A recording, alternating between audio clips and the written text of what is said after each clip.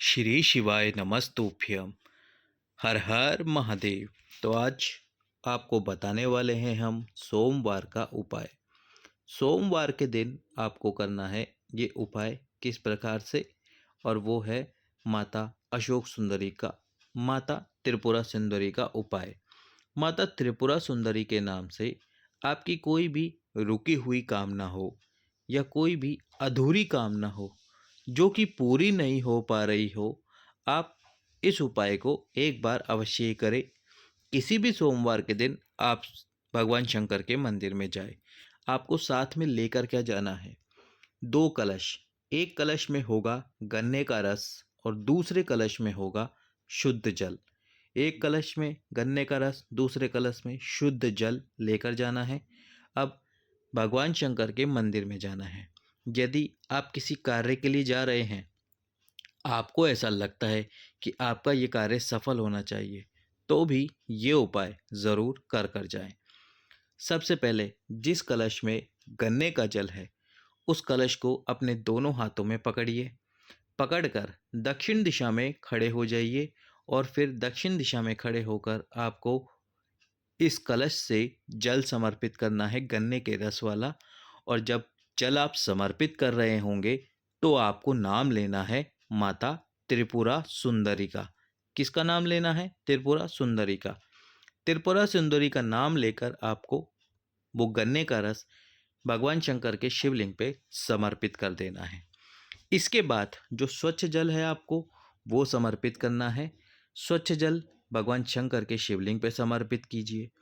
त्रिपुरा सुंदरी वाला उपाय में जब आप गन्ने का रस समर्पित कर रहे हो, तो फिर आपको त्रिपुरा सुंदरी माता का नाम लेते हुए आपकी कामना बोलनी है।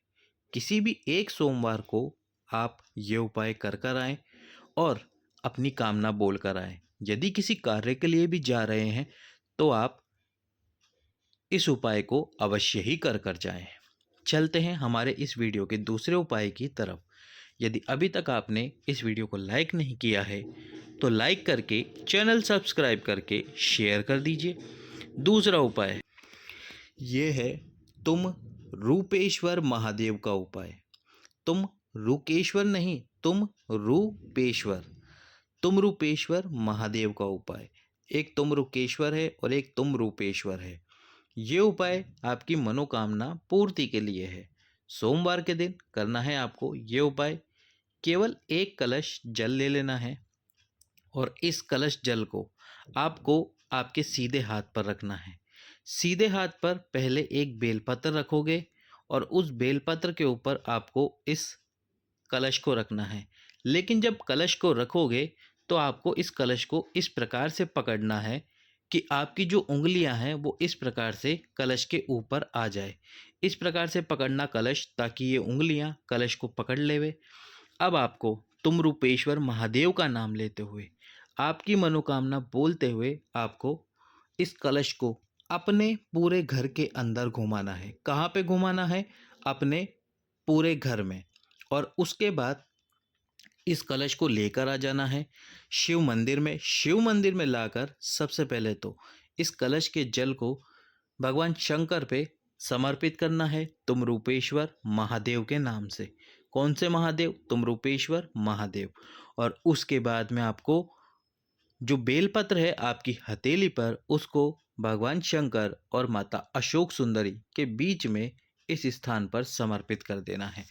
समर्पित कीजिए, अपनी कामना बोलिए और तुम रूपेश्वर महादेव का नाम लेकर इस उपाय को कीजिए। आपकी जो कामना है, मनोकामना है, विशेष कामना है, वह बाबा भोलेनाथ की और तुम रूपेश्वर महादेव की कृपा से होगी पूर्ण।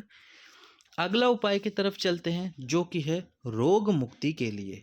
यदि जीवन में कोई रोग आ जाए, चाहे माताओं बहनों की रजस्वला धर्म से जुड़ी समस्या ही क्यों ना हो, या फिर कोई और बीमारी ही आपको क्यों ना हो, सबसे पहले डॉक्टर को दिखाइए। गुरुजी हमेशा कहते हैं कि डॉक्टर है वह भी भगवान स्वरूप ही है। उसको दिखाइए, दवाइयाँ खाइए और साथ में एक छोटा सा उपाय कर लीजिए। कैसे करना है आपको ये उपाय? तो रजस्वला धर्म से जुड़ी जो समस्या है, उनके लिए तो आपको 7 घास या 7 दुर्वा माता अशोक सुंदरी के स्थान पर समर्पित करनी है। और समर्पित करने के बाद में इन दुर्वा को आपको मंगलवार के दिन से सुबह उठकर एक एक चबा चबा कर खानी है। एक एक यानी मंगलवार के दिन एक खानी है, बुधवार के दिन एक, गुरुवार के दिन एक, इस प्रकार से। और कोई दूसरी बीमारी है, कोई दूसरा रोग है जो समाप्त ना हो, तो उसके लिए आपको कुंदकेश्वर महादेव के नाम से, कौन से महादेव? कुंदकेश्वर महादेव के नाम से एक कलश जल भगवान शंकर के शिवलिंग पे समर्पित कर देना है। शिवलिंग पे जल समर्पित करने के बाद में जो जल नीचे गिरेगा शिवलिंग से, उसको आपको उसी पात्र में झेलना है और शिवजी के सामने बैठकर उस जल को आपको पीना है। उस जल का आपको आचमन करना है, अपनी बीमारी, अपने रोग का स्मरण करते हुए। इस प्रकार से करना है आपको ये उपाय। अंतिम उपाय इस वीडियो का, जो कि है मनोकामना का ही उपाय, और वो है ओम वाला जल।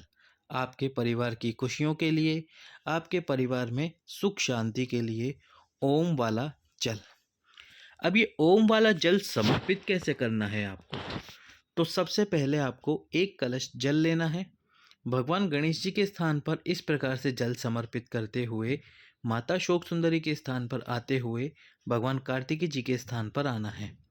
फिर आपको माँ पार्वती के हस्त कमल पर जल समर्पित करना है इस प्रकार से, और बचा हुआ सभी जल शिव जी पे समर्पित कर देना है।